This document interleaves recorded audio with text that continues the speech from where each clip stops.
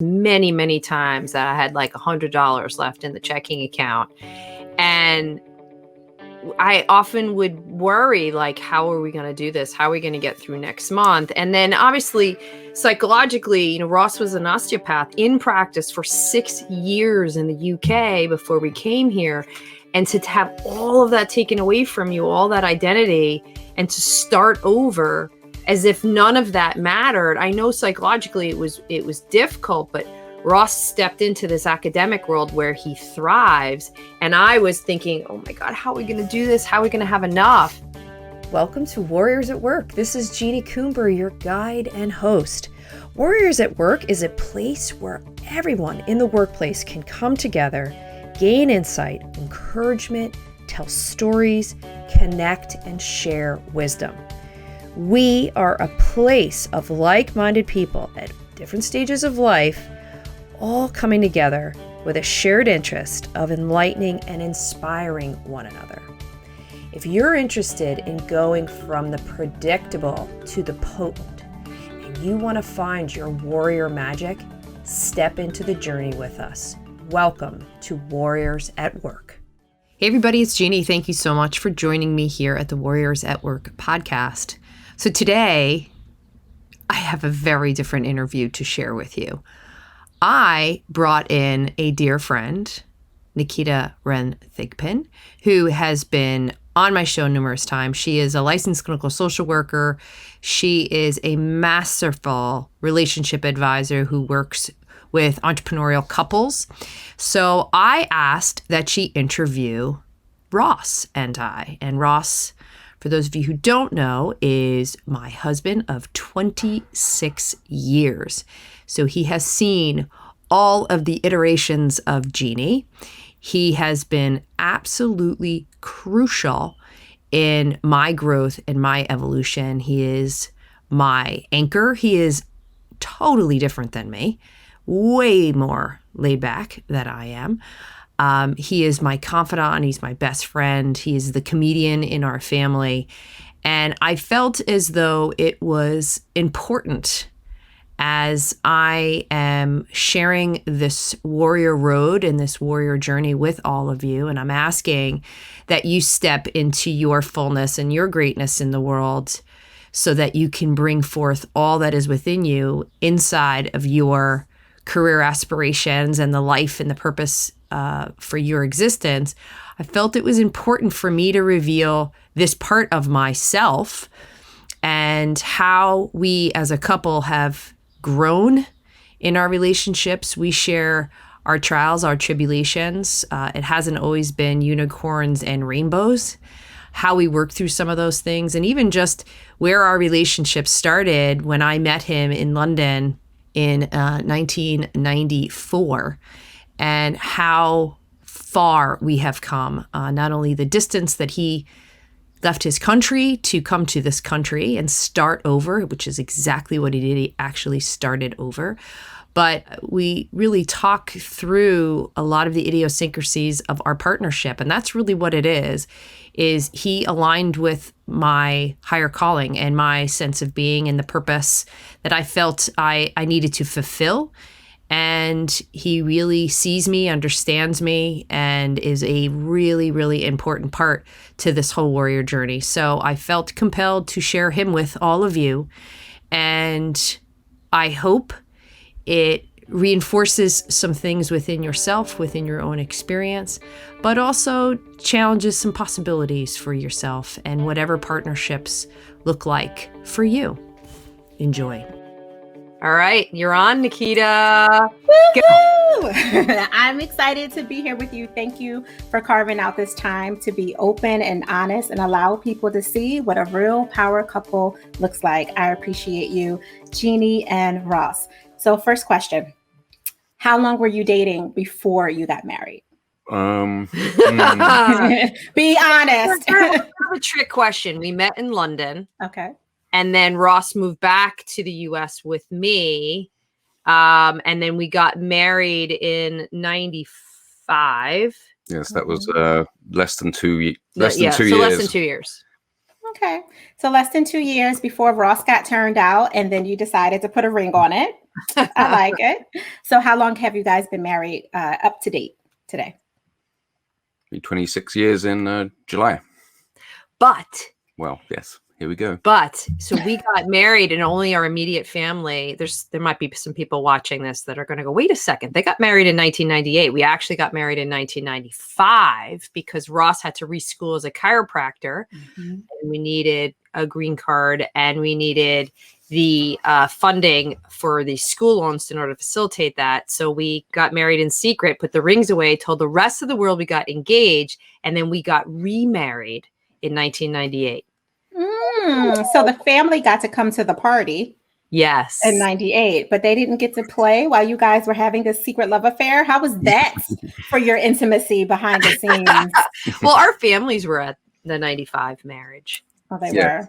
Yeah, my brothers and parents, and it was kind of nice. It was a more intimate occasion, what I would call it as the marriage, and then the wedding was in 98, which was and I think it made the wedding actually a lot more fun because Jeanie and I had already been married for 3 years without anybody knowing. So there wasn't the pressure as being like a new couple getting married for the first time. And so we were actually able to enjoy our wedding. And I don't think it was a coincidence that the family still says what a fun wedding it was. And I think that may have been the reason. But I think from having that experience with Jeanie and I having to go through hurdles from the beginning, Right. helped us knowing that, what we can go through. And like I say, I made the decision to come back with Jeanie after, we'd only dated for really about a year. And that in of itself was a wedding, just making that decision to relocate to another country. Yeah. I mean, you walked into a brand new relationship with some really serious, heavy hitting questions for your future and how you guys were going to make that work. Did you feel like that made things easier from a bonding perspective? Because now you're in work crises together, trying to work together to make sure that things roll out in the way that you hope them to be? Or did it put more strain on the earlier part of your relationship because of all those external issues that you didn't really have control over? I was very focused on getting it done. No shocker. That I ran it almost like a project plan. Okay, we're going to move from the UK to the US. Here's what I found out. Here's what's going to work. Here's what's not going to work. And then it got really serious because you have to go through Immigration Naturalization Service. You get interviewed, and it didn't dawn on me that I was the one that would have been lying as the person marrying somebody from another country. And it didn't dawn on me until like the middle of the interviews. I'm like, oh, they're trying to figure out if I'm telling the truth. And that's really where I think it took our relationship to the next level, because you realize this is really serious, and it's going to open up a lot of doors for him to go back to reschool as a chiropractor. It's also going to bring a lot of strain because we had to live apart and all those other things, which I'm sure we'll get into, but it was very serious very quickly. And I was, we were lucky. My parents were very much on board. They were really supportive. So were my brothers. And that made all the difference. Yeah.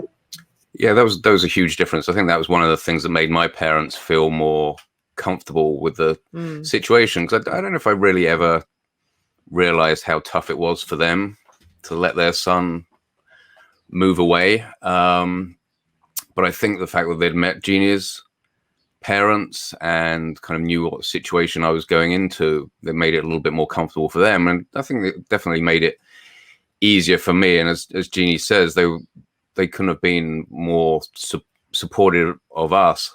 And I think it was probably easier for me as well, because I was coming into a new situation, and then I was going to go to chiropractic school. So when I went to chiropractic school at the beginning of 96, like a year later, that was a whole new adventure for me as well. And I kind of then I wasn't living as much vicariously through Jeanie and her family. Now I could create my own identity in another country. But it was tougher for Jeanie because now she was back in her old firm and doing her thing and trying to pay the bills and this, that, and the other. And I was kind of on this adventure and academics, etc. And for Jeanie, it was tougher as well. So it was definitely a tough experience to go to. Did it make our relationship stronger? I think it made us realize that we could solve a lot of different things together when we could work together. And you kind of get over that it'll be all right when you realize that the when never actually comes, because there's always something else that you have to get. Oh, it'll be all right when we go to college. Oh, it'll be all right when you graduate. Oh, it'll be all right when you get a job. But there's always something that you're striving towards. Okay, the when is never going to be there. We'll just deal with things as they come along. What I was thinking is when he just described that, like, we had no money, Naketa. I was taken from Paul to Peter, and there was many times that I had like $100 left in the checking account, and I often would worry, like, how are we going to do this? How are we going to get through next month? And then obviously psychologically, you know, Ross was an osteopath in practice for 6 years in the UK before we came here. And to have all of that taken away from you, all that identity, and to start over as if none of that mattered. I know psychologically it was difficult, but Ross stepped into this academic world where he thrives. And I was thinking, oh my God, how are we going to do this? How are we going to have enough? And I remember you got like a teaching assistant position where he earned some money, and I cried. I'm like, you're earning some money, and it was amazing. I'm like, we were going to be okay. It was so difficult. So difficult, but just talking about it and really being a team. And I think that was a real differential for our relationship is we are a team. We do things together. We talk about things together. I mean, it's never been perfect, but we certainly have that mentality. Yeah, no, I love that. You were reading my mind for where I was going in terms of how this impacted you financially, because we know one of the number one reasons that marriages don't make it is because of finances, right? Like there's financial communication issues, actual financial issues. There's just not enough in the bucket to pay for the constant leaks in the roof, right? Like all the things that happen. And you guys were navigating that really tough storm, and I dare say hurricane that followed it once you moved over here in the US and tried to start a new slate and to get things going. Because one of the other issues that impacts a lot of our power couples is losing your identity and feeling like you have to dim your ambition to make the other one have space and grow. And you guys started your relationship with Ross having to walk away from an idea. You didn't lose it necessarily, but you had to choose to start a new one and figure out what that was going to look like on all levels. Did you guys have kids yet when you were doing this, or you waited a little bit before you had kids?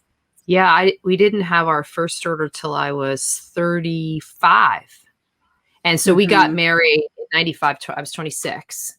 And then the big marriage, I was 29. So we waited till Ross was out of chiropractic school. And yeah, that was one thing that we sort of had decided on. It was somewhere not necessarily conscious, but it was pretty conscious that we wanted to wait until we had kind of the dust had settled, etc. And I think that was a good decision. And what I was just going to go back to what we were talking about before was, I think a lot of the foundation of this and the teamwork and etc. was based on trust. I think there was a lot of trust in our each other and our own potential. For me personally, as Jeanie alluded to, me going to chiropractic school was not only academically very important to me, and I was very academically successful as well. I do kind of thrive in that environment, but more personally, it gave me not only a sense of identity, but it gave me a lot more self-confidence, because now being in practice in England, when I came into this college, a chiropractic school, I became almost like a conduit between the academics and the teachers and the student body. And so I was sort of looked up to a certain extent by the student body, because I'd been in practice and I'd done it before, so I could help them out. But then the faculty lent on me a little bit as well, because I always tended to know I had an ability, but I always tended to lack confidence, and that helped me. And then also, Jeanie and her family helped in that regard as well. And that's where the trust, not only in each other, but the trust in her family, was so important for our development early on, to knowing that it's going to be okay. So that brings me to this space of seeing, hearing, appreciating, validating edifying, and desiring each other, which is a huge thing that has to always be a focus. It's like one big umbrella of things that have to happen almost daily for power couples to really thrive and live fully, like live the full life they want. And we get entangled, not Will Smith and Jada Pinkett entangled, but we get entangled in that at times when we're not seeing each other consistently. Of course, you're going to have moments like, I'm busy, I'm focused, I'm blowing out a fire right now. I can't see you and hear you and appreciate you because something really big has my attention. But that should be the exception, not the rule. So often we have to look at each other and realize, where are we making space for our intimacy, our daily intimacy. So I would love to take a minute to talk to you guys about intimacy blocks and like really dig in how you're dealing with them. So one of the intimacy blocks that comes up for many of our power couples is when one, sometimes both people, but usually one person feels like intimacy is just understood. Like, we're going to be physically intimate because we're married and that's just what it is. And we're going to make sure that we have room for each other, period. But then you don't actually have space on your calendar because of all the fires and all the things that you're both doing in your independent businesses. And as you're scaling and impacting the world, you may not actually do it. So how does that intimacy block show up for you? Do you find yourself saying like, well, Tuesday and Thursdays are our night to cuddle? Or, you know, if it happens, it happens. And before you look back, 6 months have gone by. Like, what comes up for you guys when it comes to the emotional and the physical intimacy that really glues couples together? Do those blocks arise for you anymore? Or is that a yesterday's issue, like when you were younger? I think in the bigger picture, I think what we try to do is certainly be conscious of that in our minds, to be aware of it. And we definitely, you know, kind of either go apart or kind of on parallel tracks, as opposed to actually sort of coming together. We now have an awareness, and this I think was brought up, you know, with us like 7, 8, 9 years ago, whatever, of therapy and sort of self-improvement, and we could get to that in a little bit as well if you want, of just being aware of ourselves, of working on ourselves personally, and then that in of itself then makes the other person more attractive in you. So if you sort of seem like you're kind of just floating along and not really working on yourself, that in of itself isn't necessarily attractive. So I think that's one of the foundations that we had. And then I think just on a daily basis, or, you know, sort of weekly or few days, you know, I'm definitely sort of trying to check in with each other, sort of see, you know, whether Jeannie's like spending time watching a show with one of our daughters. I mean, that's important as well. And I realize that's important, so that's fine. But, you know, Jeannie and I will try and, you know, through this pandemic, like I'm sure a lot of couples have done, try and find shows that we can watch together, even if it's just, you know, sitting on the couch together and having that time, and then having, you know, dinner together, maybe when the girls are out dancing and trying to catch up. You know how I would answer it? It's very similar to what Ross was saying. I think it's the awareness that we're not alone. We are in a relationship, and each day you may have different needs, but to name wherever you are. And so that's something that I have a lot of consciousness to what Ross was talking about when we were not in a good place and we were very, very mentally and physically, emotionally separate. That was like a big takeaway, is like, there's a lot of signs when that stuff starts to happen, is how are you naming it for what it is, and recognizing that everything stems from our relationship with the family unit, all of our success, everything goes right back to how are we being for each other in this relationship. And the small thing, when I think of intimate, I mean, beyond the obvious, it's, I ask Ross deeper questions like I do with clients. And I try to really listen to what he's saying, not just like, hey, how was your day? Which we do that, which they get, it was good, it was busy, you know, rather than giving the little sound bites. It's, getting into what's the texture, what happened, like Yeah. how are you feeling, what are you thinking about, what about this, what about that, and talking about things that are not just like kid related, but like life related. Hey, I'm really worried about this, and I'm an Olympic level worrier. I can worry for everybody, and I can strategize. I'll spend many nights worrying. Yeah. So sometimes I'll just say, yeah, I'm on a little bit of a worry train right now. And what does it mean? And then I'll ask him some questions. So that to me has been really pivotal for our growth, to make sure we're doing that. Because it's easy to just start getting disconnected and going back into your own patterns of being. And I can self-develop all day long. I got enough books to last 10 more years, and I can be silent meditations and all that stuff, but that's not including the partner that I chose to be with.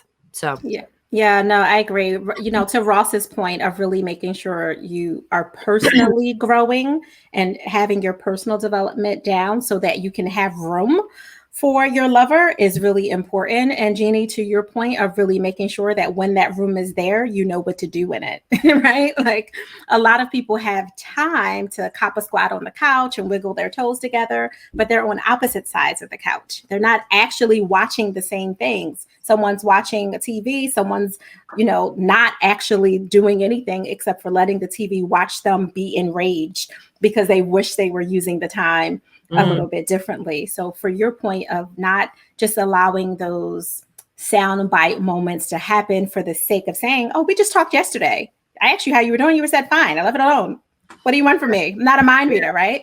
yeah. And, you know, sometimes you are going to have to give that space. You know, when you see that your lover is in a space, my husband doesn't like to say when I point out and I'll say, are you in a mood? He's like, don't say that.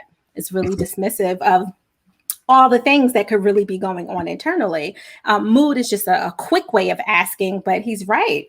Saying, are you in a mood makes a subjective, you know, observation of what you think is happening. And now that person is going to give you what you're looking for. Oh, you want me to be in a mood? That's what you're looking for, right? You know, of having that. That's a good point. Yeah. And I think as well with that, is that one of the big points for me in our relationship was, you know, for Jeanie benefit really, but it was more for my benefit, was to kind of show up stronger. So now that may just manifest itself as doing something without being asked. Yeah. Because then that's me being aware of what so if she comes down and, you know, I've taken the dog out, and, you know, it's little things like that kind of, I think, can really help somebody. Particularly, I know how busy Jeanie is, and, you know, I'm not great at it, but, you know, sometimes doing those things just off the cuff is, I think,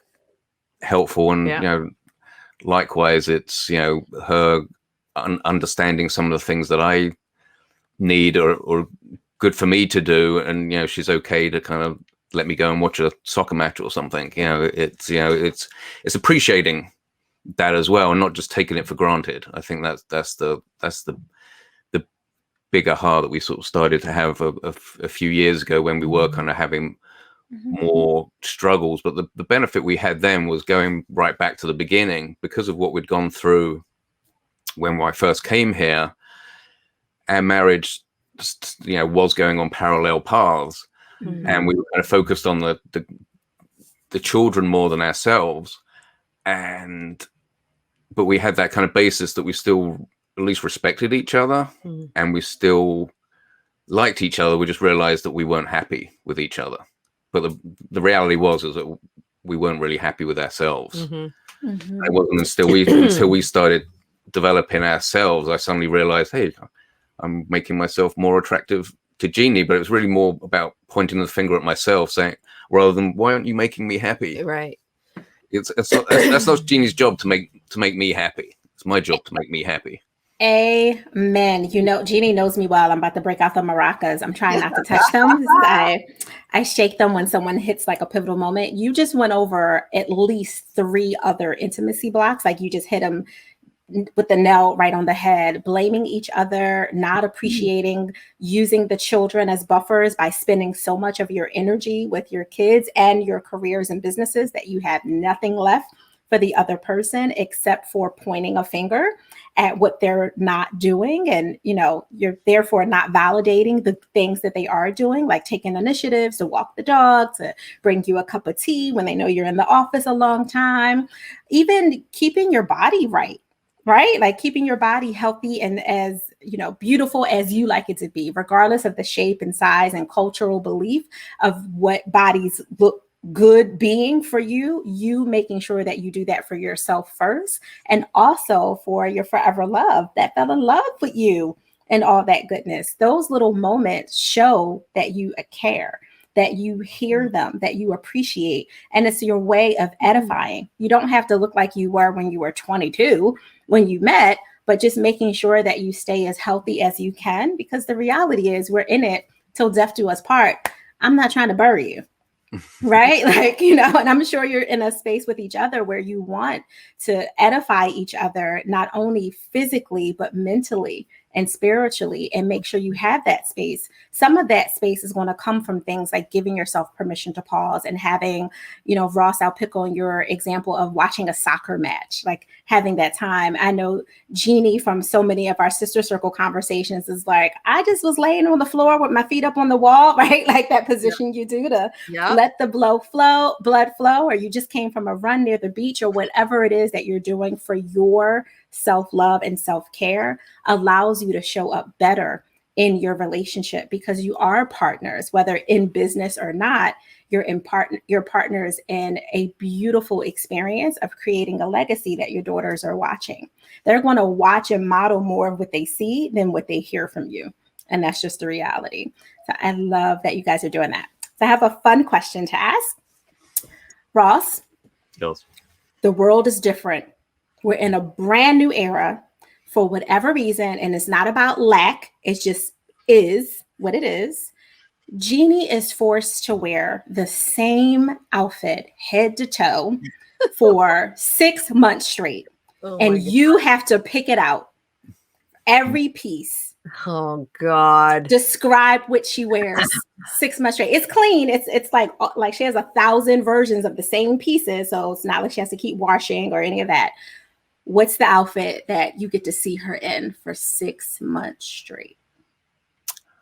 I'll keep it simple. I love it. She wears these and this time of year as well. These summer dresses that really I like. It's kind of traditional. My father was pretty old. He was 48, 49 when I was born. So he was very much a traditionalist. He was born in 1917. So he always showed up in a jacket and a tie.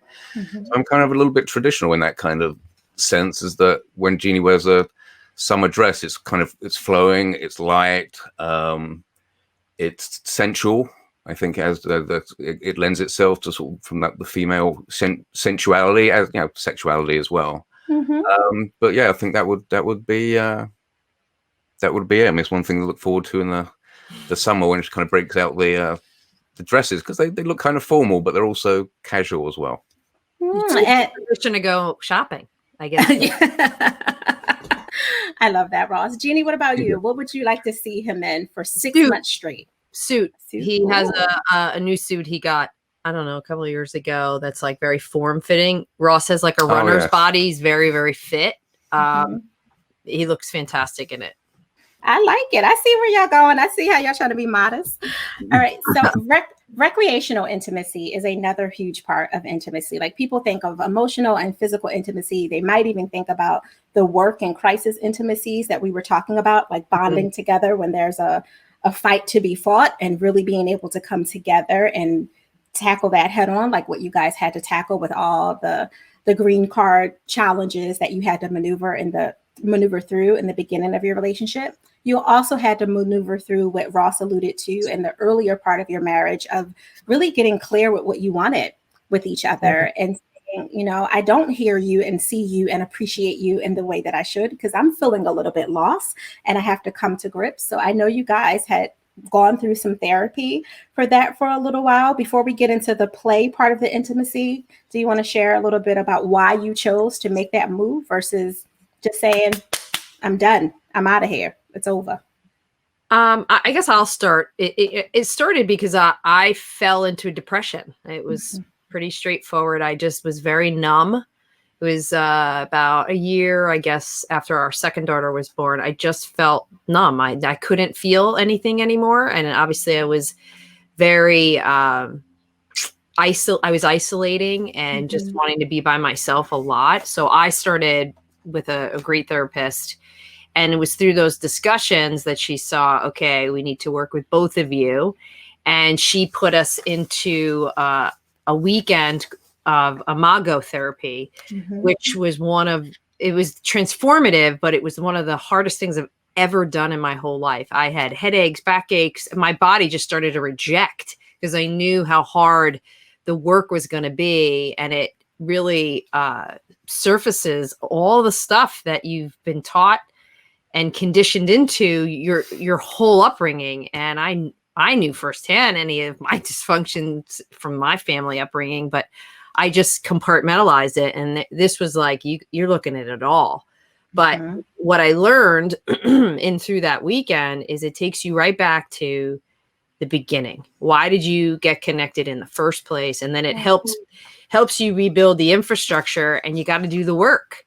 On some level, I think separating would have been easier because you don't have to do the work. It's harder to stay in. It's harder to look at yourself. And there was one point with the therapist where I was like, I think we should just separate and maybe see what it's like to be apart. And she said, no, that won't work. You won't come back. You'll start focusing on the next thing and you'll not learn anything through this experience. Yeah. So she was pivotal. And so she not only pulled me out of a depression, she helped us work back together as a unit. And I think we're one of the examples that she makes reference to. She doesn't say our name, but she makes reference to, and she was the right person. I mean, I'm speaking for myself. She was the right person. She was very similar to my mom. My mom was an LCSW. She had a very similar energy. She was a registered nurse. She also has a very deep spiritual practice. And she had a lot of modalities in her repertoire. So she knew, okay, we're going to play with some EMDR. We do the imago piece. Okay, so let's do some visualization. Let's do some of this.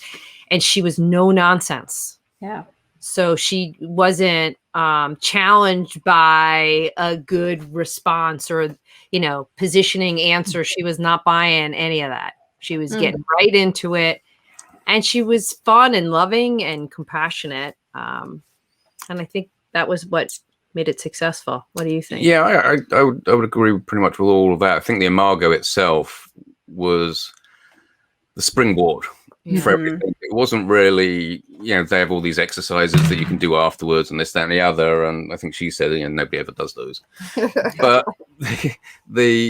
what it made us realize, it kind of took us back, both of us, to where we'd come from. And we realized that we weren't actually that different. I think both of us, had great parents and et cetera, but we were lacking some things. We maybe didn't get some things, but even though we came from sort of similar backgrounds in some ways, we dealt with it in different ways. It gave us the opportunity to see how we dealt with things. Jeanie would tend to be more of a sort of solver and isolate, whereas I needed more intimacy. I needed more loving, if you want, or more emotion. It's almost like, it's interesting. Jeanie and I, with our relationship in general, it's almost like we're opposites. That I'm almost more the female in the room, and Jeanie's almost more like the male. So when we came out of the Naketa's not surprised by it. Yeah, when we no. Exactly. So when we came out of that imago, and then we sort of started with the therapist, she kind of saw, certainly not putting this all on Jeanie, but saw through Jeanie's kind of barriers and all the layers and the onion, when she was able to kind of cut through it. But it also helped me realize what I needed to do, because I needed to basically show up stronger in the relationship. That's one of the things that Jeanie was looking for, and I was looking for Jeanie to be more open. And that's what imago was like. I was the octopus. I was the octopus, and she was the turtle. So she'd go into a shell, and I was kind of like trying to reach out. And it didn't really take that much of a shift to actually, get where we are. But at the time, Jeanie was definitely, she was, going visiting friends and this, that, and the other, and I was like trying to find out where she was, and that was irritating her because I was sort of following her. Now it's kind of like she's like, oh, should I go out and see my friends? Do you mind? Like, oh no, I don't care. Go. Yeah, it switched around a lot. I mean, what's really helpful in that too is smothering is another intimacy block. Back to a play question. Here we go, because I know we're coming to a close. How do you choose your recreational intimacy, which is how you play together? What do you choose to do when you're playing? And I'm not necessarily talking about the bedroom, although we can go there, but just in general, how do you play together? I'll throw out a couple of examples. We just did a 20-week run club together. Ross is a lot more advanced in terms of running than I am, but we did do that together, and that required that we trained hard, really hard. And then the other thing is we're very good. I guess this falls into the recreation bucket of like hosting things, events, and we have the opportunity to have friends over for Memorial Day. That's the first time we're going to be able to do something like that, and we're really good at doing that. So that to me is the recreational side.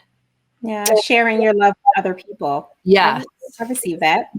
Yeah, we have a great social network. It's not huge, but it's decent size. And being in a community town like Ocean Grove is, where you're very close, you're very literally intimate with your neighbors. It makes that very, because we can walk to each other's houses, so it's not like get into a car and this, that, and the other. It's much more organic to have sort of relationships here. And I think to Jeannie's point, the running club, we go to the gym together pretty often, and then we haven't done it this year, but last year we started playing some tennis. Yeah. So a lot of the power couples that I work with through our company are really happy on paper, right? Like they handle the business, all the work crisis intimacy, like all those things that they can do together. They pay the bills, they make sure the kids go to college, they support their external families, all of that. But they've also spent so much of their energy creating this wild success in their careers and their business that they haven't necessarily had space to prioritize their marriage and this leg of their marriage, right? So when you're 5 years in, you don't know no better, right? You think that you're going to always have sex at any time of the day you want. You don't think there's ever going to be any challenges. You're looking for the next creative, curious adventure. And then life kicks in, storms hit, hurricanes come, a few interval moments of where you feel like there's some peace. And then here comes the tornado that really shows you this is not what they show on Instagram. # no relationship goals right here, right? You realize it's very different than the movies we grew up watching, and everything's hunky-dory minus this one little tiny insignificant issue.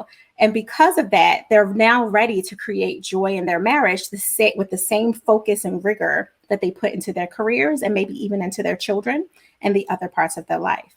The missing component for many of them is that they are torn with, do I have to choose my lover and us having this time together to create this better marriage while still growing our careers and our businesses and creating the impact, and then lose myself in the process?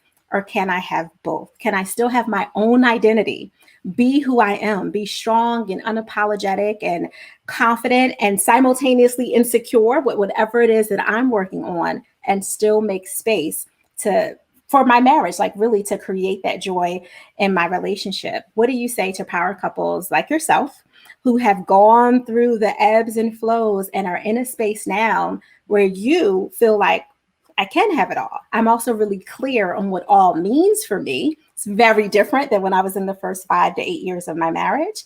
For those that are listening to you right now and they're like, I don't know, I think it's just going to look like this. Like, we're pretty happy. There's no toxicity. We don't hate each other. It's good. We're just going to keep going. But you know that there's more out there for you, more for you to create together, and more for you to accomplish. What do you say to them?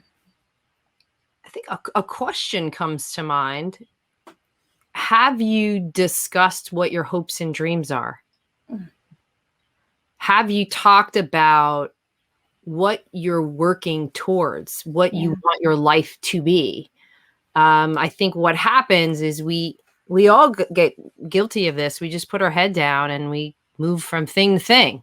Yeah. We pick our head up and, oh my God, a year has passed or 10 years have passed. So, when was the last time you brought something like that up? Like, what are your biggest desires? What is it you want to create in the world? And what are you doing every day to move you towards that? And how are we doing it together? That would be my thought. I love it. Yeah, and I think on the other side of the coin with that is, when are you satisfied? When are you okay with what is something? So that was for me, for my practice. As you've said before, Jeanie is kind of like a pusher in a good way. I mean, I am where I am largely because of her.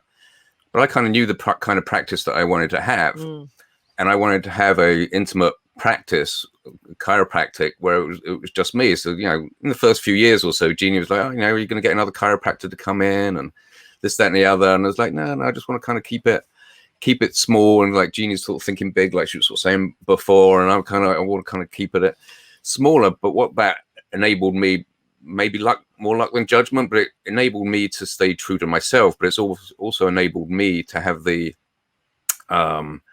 availability and independence to be able to, one, help Jeanie out, help out the whole family. So now I'm more present for the girls, able to do things. So we're kind of more balanced as a unit. And again, balance is really a lot of the theme here, whether it's all those different blocks that you said, but then kind of creating enough independence around it that you have the time and an ability to do it, as opposed to just being stuck in this one function. Like even today I had the flexibility to move my daughter's dental appointment to tomorrow afternoon, which frees up time to do something else and this, that, and the other. And I wouldn't be able to do that if I had a different kind of business model. So sometimes you need to look at the model that you have, and is it going to give you the ability to do what you want to be able to do? And so when are you satisfied? That sometimes with Jeanie, kind of ask her that question, because it's always kind of getting bigger and bigger, but she's always looking to improve and et cetera, et cetera. So all I can do is try and be as supportive and trusting as I can. I want to add one more thing here, which just sort of dawned on me, is Ross said yes to being in a conversation with me and you on a platform that I created a little over a year ago.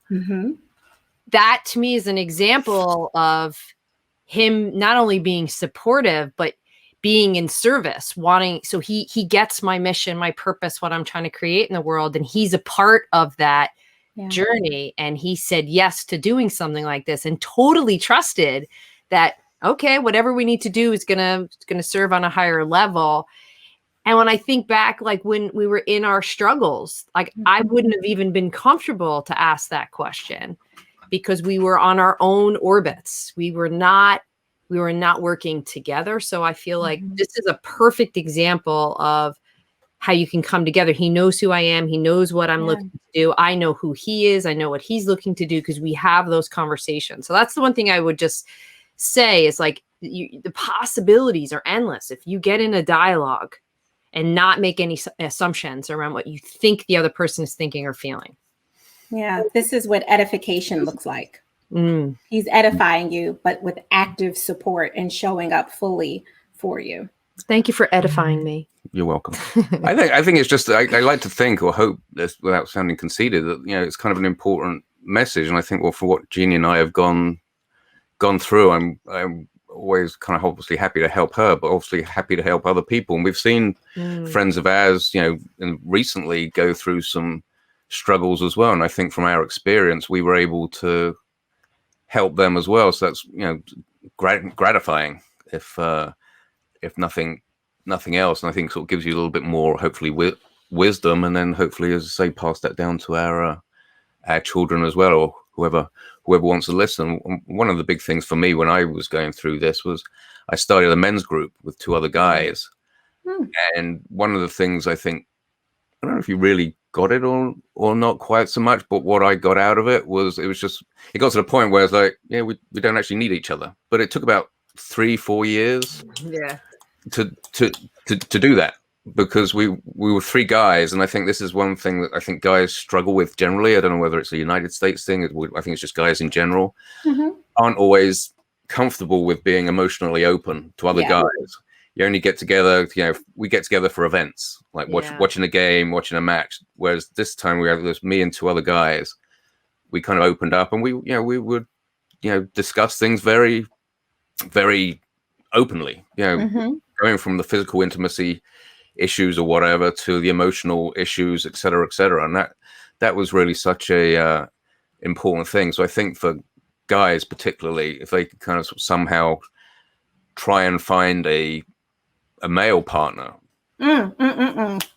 Well, Jeanie probably saw me snapping my fingers when you said, we don't need each other. I was like, are you sure Ross hasn't heard some of our private conversations, Jeanie? Because we talk about that all the time.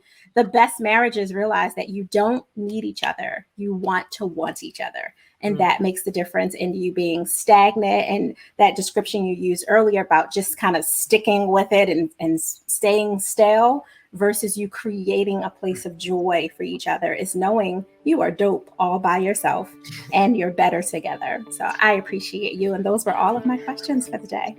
Naketa, thank you. Thanks to everybody for listening to another episode of Warriors at Work and letting us be a part of your warrior journey. You can ask questions and make suggestions for future topics at jc@jeaniecoomber.com. Connect with me personally on LinkedIn and Instagram, and join us on the Warrior Conversations channel on YouTube and at the Warrior Magic Community page on Facebook. You can find links to all these places on my website, jeaniecoomber.com, and most importantly, be sure to tell friends about us, subscribe, rate, and review us on iTunes, Spreaker, and Spotify.